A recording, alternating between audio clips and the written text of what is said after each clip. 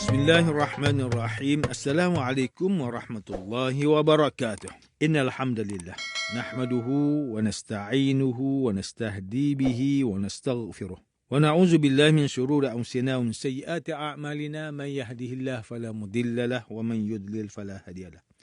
Asyhadu an la ilaha illallah wahdahu la syarika lahu wa asyhadu anna Muhammadan 'abduhu wa rasuluh. Allahumma salli wa sallim ala sayyidina Muhammad wa ala alihi wa ashabihi wat tabi'in. ومن تبعهم بإحسان إلى يوم الدين. أعوذ بالله من الشيطان الرجيم. يا أيها الذين آمنوا اتقوا الله حق تقاته ولا تموتن إلا وأنتم مسلمون. أما بعد. Yang berusaha Tuan Haji Ahmad Nazri Muhammad Yusof selaku penerbit rancangan tafsir Al-Quran dan seterusnya, sidang pendengar yang dirahmati Allah. Alhamdulillah. Pertamanya, marilah kita bersama-sama merafakkan setinggi kesyukuran kehadrat Allah Subhanahu Wa Taala di atas segala nikmat kurniaan dan rezekinya yang tidak ternilai. Selawat dan salam ke atas junjungan besar Nabi Muhammad sallallahu alaihi wasallam, ahli keluarga baginda dan para sahabatnya yang tercinta. Tuan-tuan, puan-puan, para pendengar yang dimuliakan, bersama saya Profesor Dr. Muhammad Najib bin Abdul Kadir, Pusat Kajian Al-Quran dan As-Sunnah, Fakulti Pengajian Islam, Universiti Kebangsaan Malaysia. Pada hari ini, kita akan menyambung kembali rancangan tafsir Al-Quran bagi siri ke-62. InsyaAllah, pada kali ini kita akan membincangkan mengenai pentafsiran ayat ke-94 dan 95 surah Hud. A'udzubillahi minasyaitonirrajim. Bismillahirrahmanirrahim. ولما جاء أمرنا نجينا شعيبا والذين آمنوا معه برحمة منا وأخذت الذين ظلموا الصيحة فأصبحوا في ديارهم جاثمين كأن لم يغنوا فيها ألا بعدا لمدين كما بعدت ثمود. Dan ketika datang masa pelaksanaan perintah kami selamatkan Nabi Syuaib beserta dengan umatnya yang beriman. Dengan rahmat dari kami, dan orang yang zalim itu dibinasakan oleh letusan suara yang menggemparkan bumi. Lalu menjadilah mereka mayat yang tersungkur di tempat masing-masing. Mereka punah ranah, seolah-olah mereka tidak pernah tinggal di situ. Ketahuilah, kebinasaanlah akhirnya bagi penduduk Madian, sebagaimana binasanya kaum Samud. Sidang pendengar yang dirahmati Allah, Profesor Dr. Muhammad Quraish Shihab melalui kitabnya Tafsir Al-Misbah menyatakan bahawa terdapat perbezaan pemilihan kata dalam ayat ini dengan ayat-ayat yang serupa dengannya. Dalam ayat yang ke-94 surah Hud digunakan perkataan walamma yang bermaksud dan apabila. Ini sama seperti ketika Al-Quran menceritakan kisah kaum Ad pada ayat ke-58 surah Hud.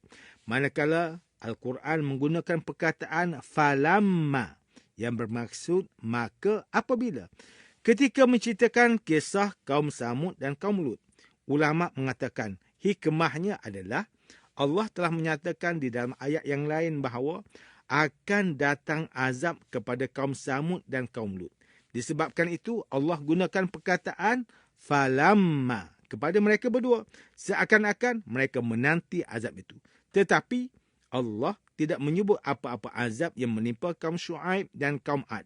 Maka sesuailah disebut walamma kepada mereka. Profesor Dr.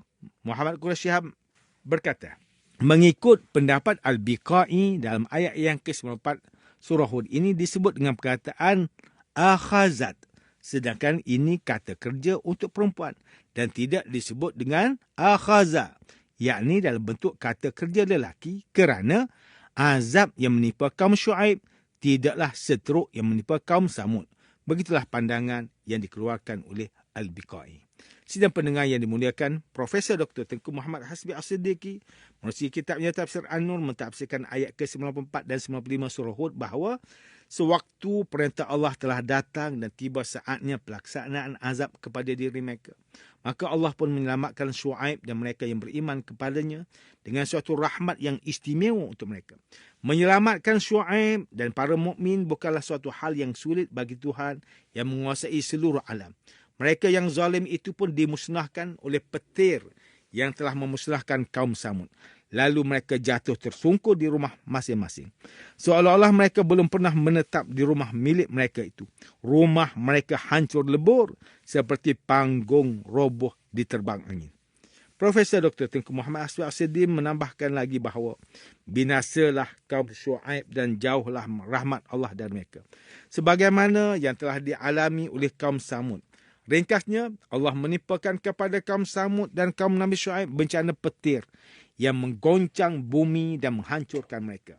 Manakala Ustaz Salahuddin Abdullah dan Ustaz Umar Khalid melalui kitab mereka Tafsir Mubin mentafsirkan ayat ke-94 surah Hud bahawa Imam Al-Qurtubi menyatakan apabila malaikat Jibril mengeluarkan suara yang tersangat kuat, maka ruh mereka pun keluar dan tercabut dari badan mereka akibat suara yang sangat kuat itu. Profesor Dr. Haji Abdul Malik bin Abdul Karim Amrullah atau lebih dikenali sebagai Hamka, melalui kitabnya Tafsir Al-Azhar ketika mentafsirkan ayat yang ke-94 dan 95 surah Hud ini mengatakan, Allah berfirman, dan tak kala datang perintah kami, iaitu tak kala datanglah azab seksaan yang telah ditentukan oleh Allah, kami selamatkan Nabi Syuaib dan orang yang beriman yang bersamanya dengan rahmat daripada kami.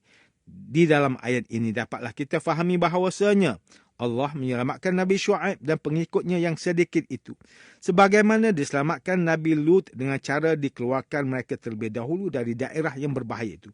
Dan orang yang zalim itu dibinasakan oleh letusan suara yang menggempakan bumi. Yakni, tiba-tiba kedengaran jeritan yang amat kuat bunyinya, sehingga seakan-akan memecahkan anak telinga mereka. Apabila telah terdengar jeritan yang begitu dahsyat, tidak berbaki seorang pun lagi yang hidup di situ. Lalu menjadilah mereka mayat-mayat yang tersungkur di tempat masing-masing. Yakni, ada yang mati di dalam rumah, ada juga yang mati di atas kenderaannya sendiri, dan ada yang mati di tempat lain. Semua tempat dipenuhi dengan bangkai-bangkai. Hamka menyatakan firman Allah, seolah-olah mereka tidak pernah berada di situ. Bermaksud, apabila kita melihat kepada saki-baki kesan kehancuran itu, tidak dapat dibayangkan bahawa negeri itu dahulunya pernah didiami manusia. Negeri Madian akhirnya menjadi padang belantara yang kosong dari manusia. Malah orang takut pula nak berjalan menghampiri kawasan itu, seakan-akan tempat itu didiami oleh hantu belaka. Ketahuilah, kebinasaanlah akhirnya bagi penduduk Madian, sebagaimana binasanya kaum Samud. Maka binasalah negeri Madian itu kerana mereka telah melanggar ketentuan yang telah digariskan oleh Tuhan. Musibah yang menimpa mereka sama saja dengan musibah yang menimpa kaum Samud, iaitu sama-sama mendengar suara jeritan yang amat mengerikan. Apakah jeritan itu? Kita pun dapat mengetahui pelbagai jenis bunyi di dalam alam ini yang menimbulkan kengerian dan ketakutan. Misalnya bunyi ombak di laut yang terlalu besar. Apabila angin taufan datang, atau bunyi letusan dari gunung berapi, atau bunyi lava ketika ia dimuntahkan oleh puncak gunung berapi, lalu mengalir ke bawah, melanda dan menumbangkan pohon-pohon kayu yang besar, atau bunyi percikan api ketika hutan terbakar dan binatang liar lari bertemperiaran mencari tempat selamat, atau bunyi hujan diselang-seli dengan kilat sambung menyambung, atau bunyi air mengalir ketika terjadi banjir besar, atau lain-lain bunyi yang semuanya itu menimbulkan kengerian dan ketakutan manusia. Sehingga banyak yang mati terlebih dahulu kerana dahsyatnya ketakutan. Kalaulah mereka mendengar bunyi siren di waktu perang atau deru kapal udara ketika dia datang berbondong-bondong menjatuhkan bom kepada sebuah kota, atau bunyi tembakan meriam yang menggegarkan jantung, semuanya itu boleh menyebabkan orang mati ketakutan. Apatah lagi azab seksa yang telah diatur oleh Allah Subhanahu Wa Taala. Ini sebagaimana yang terjadi kepada kaum Samud ketika mereka menentang Nabi Saleh dan membunuh unta mukjizatnya, atau yang terjadi kepada kaum Madian yang curang terhadap sukatan dan timbangan ini. Tuan-tuan dan puan-puan yang dirahmati Allah, demikianlah tafsir bagi ayat yang ke-94 dan 95 surah Hud. Menurut pentafsiran oleh para ulama, ayat yang ke-94 dan 95 surah Hud ini menjelaskan tentang azab binasa yang menimpa kaum-kaum terdahulu atas sebab kekafiran mereka. Apabila kita membaca kisah-kisah mereka, ia akan meninggalkan kesan dalam jiwa kita sebagai seorang mukmin. Kita akan menyedari bahawa bencana yang terjadi ini mungkin terjadi dengan sebab dosa-dosa kita yang sudah sangat memuncak. Maka Allah memperlihatkan kekuasaannya untuk menanamkan keinsafan bagi manusia supaya segera bertaubat kepada Allah Subhanahu Wa Taala. Apabila memandang dari sudut rohani, ketahuilah bahawa tidak ada suatu bencana alam yang tidak ada hubungannya dengan dosa. Suatu bencana alam dalam pandangan iman tidaklah suatu perkara yang berlaku secara kebetulan saja. Tidak ada yang berlaku secara kebetulan di dalam alam ini. Bencana alam menurut pandangan iman sama ada azab kerana dosa-dosa yang telah banyak berlaku di kawasan itu atau sebagai ujian untuk menghapuskan dosa-dosa dari masyarakat tersebut. Dalam ayat ke-155 surah Al-Baqarah, وَلَنَبْلُوَنَّكُمْ بِشَيْءٍ مِّنَ الْخَوْفِ وَالْجُوعِ وَنَقْصٍ مِّنَ الْأَمْوَالِ وَالْأَنْفُسِ وَالثَّمَرَاتِ وَبَشِّرِ الصَّابِرِينَ. Demi sesungguhnya kami akan menguji kamu dengan sedikit perasaan takut kepada musuh dan dengan merasai kelaparan dan dengan berlakunya kekurangan dari harta benda dan jiwa serta hasil tanaman. Dan berilah khabar gembira kepada orang yang sabar.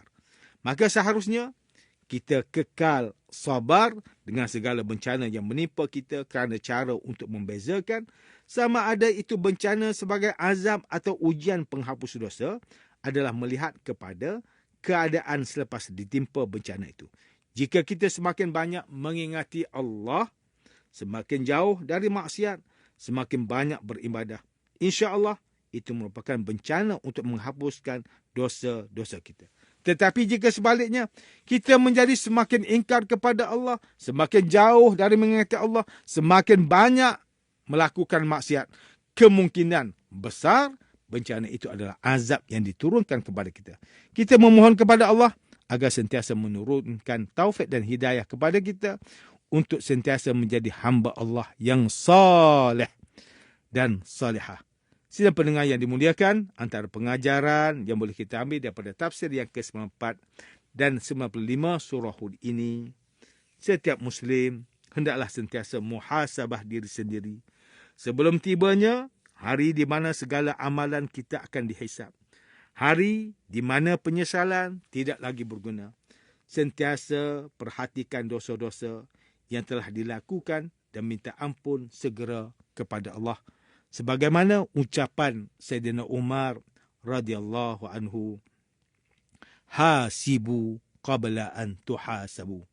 Hitunglah diri kamu sebelum kamu dihitungkan di hadapan Allah Subhanahu wa taala. Umat Islam hendaklah sentiasa amalkan amar ma'ruf nahi mungkar, iaitu saling nasihat menasihati agar kejahatan tidak tersebar dalam kalangan orang awam. Kita sebagai Muslim, kita perlu sentiasa membaca kisah-kisah umat terdahulu untuk mengambil iktibar daripada mereka. Tidaklah kisah-kisah itu tercatat dalam Al-Quran, melainkan untuk kita ambil iktibar daripadanya. Sidang pendengar yang dirahmati Allah Subhanahu wa taala, sekian sahaja rancangan tafsir Al-Quran pada hari ini. Semoga kita semua mendapat manfaat daripada perbincangan ilmu ini. InsyaAllah mudah-mudahan kita akan bertemu lagi pada siri rancangan tafsir Al-Quran yang akan datang. Wabillahi taufiq wal hidayah. Wassalamualaikum warahmatullahi wabarakatuh.